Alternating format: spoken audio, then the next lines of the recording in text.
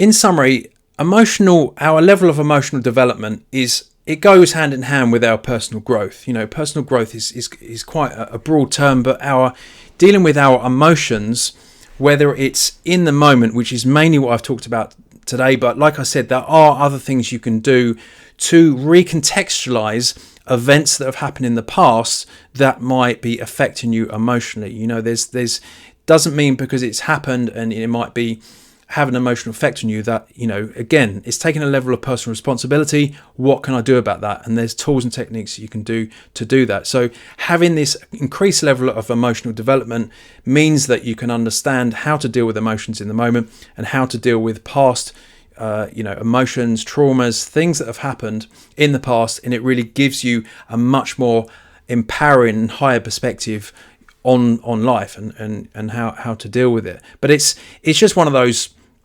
transformational things to do. Mastering emotions. Most people don't even think it's possible. They just sort of are almost given up and just be like, oh, this is how I am, and not really taking much responsibility on the fact that they can grow and they can improve the quality of their life. And mastering emotions is definitely one of those things to do that. And like I said, it's taking that level of personal responsibility, but also having this level of prioritizing our state and prioritizing our growth.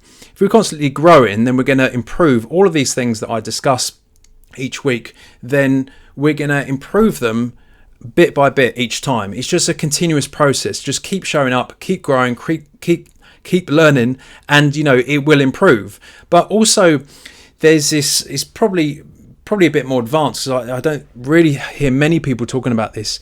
But actually prioritizing your state, prioritizing how you feel in the moment, and taking a level of personal responsibility to improve it. If you're not feeling very good, there's things that we can do that I've covered, in some of the other live streams that you can shift your state in the moment.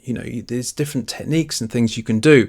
So it's not just about the fact of developing yourself and shifting perspectives and having a level of awareness not to get pulled into these emotions, but sometimes it happens. We're on this journey, we're on this process of growing. It doesn't mean because we have these awarenesses that nothing is gonna that we're just gonna be some emotional mastery guru or anything like that.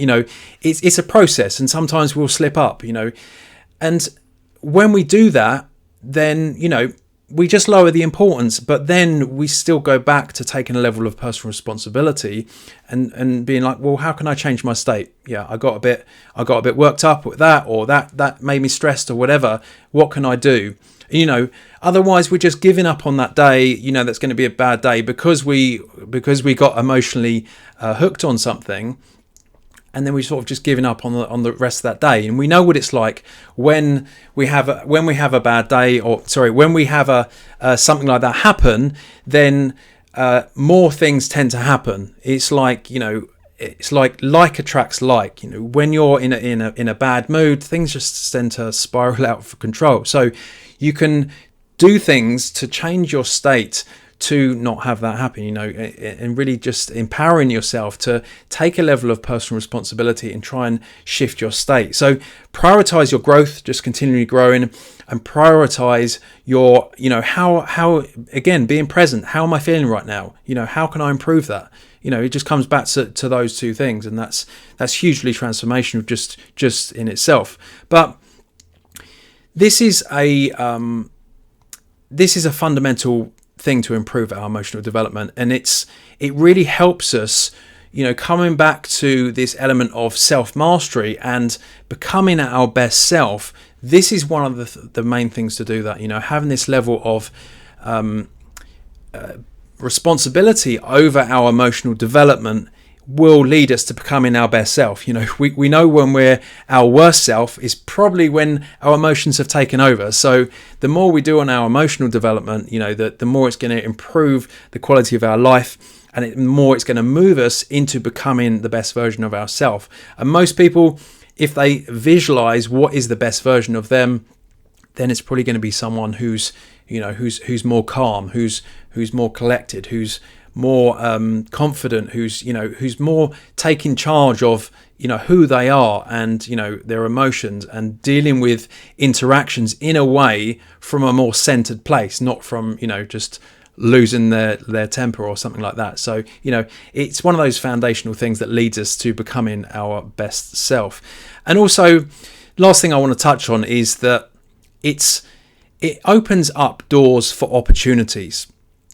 The more that we are more developing our emotional development, our emotional self, and maturing, the more opportunities are open to us. Not just in the financial sense, like I mentioned before, which is the case because we'll have that level of our interactions will improve, and our value that we have will improve, but also relationships as well.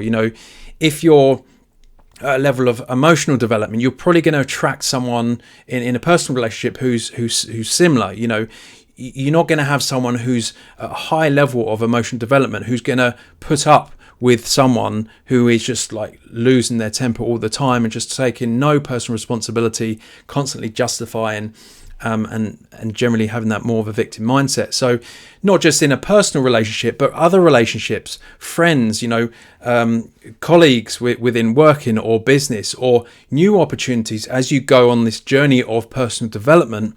This is what I've noticed, spending time with those people that are doing this type of inner development, it means that you tend to attract more of those people into your life, because you tend to attract people who are more similar to you, or who are at a similar level of development or vibrational frequency or level of consciousness, or whatever term you want to use. But it really comes down to continuing on that journey of personal growth, continuing to grow emotionally, is going to open up doors, is going to lead you in the direction of becoming your best self, and it's going to open up opportunities to meeting people in the future. So